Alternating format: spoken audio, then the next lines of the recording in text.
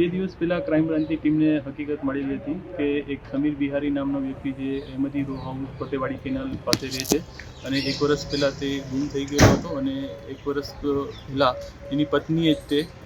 એના પ્રેમી સાથે મળી અને હત્યા કરી અને લાશ જે છે એક કિચનમાં રસોડામાં એના જ ઘરમાં દાટી દીધેલી હતી. આ હકીકત આધારે સૌપ્રથમ ટેકનિકલ એનાલિસિસ કરી અને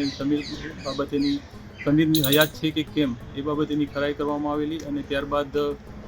હકીકત સાચી જણાતા ઇમરાન વાઘેલાની અટકાયત કરવામાં આવેલી. તેને ડિટેન કરી અને તેની પૂછપરછ કરતાં ઇમરાને આ વાતની કબૂલાત આપેલી હતી કે તેને પ્રેમિકા સાથે મળી અને સમીર બિહારી છે એની હત્યા કરી દીધેલી છે આજથી 1 વર્ષ પહેલાં અને એની લાશ જે છે એ ત્યાં કિચનમાં દાટી દીધેલી છે. આવા જ અવનવા વિડીયો જોવા માટે ફોલો કરો ઇન સેકન્ડ્સ.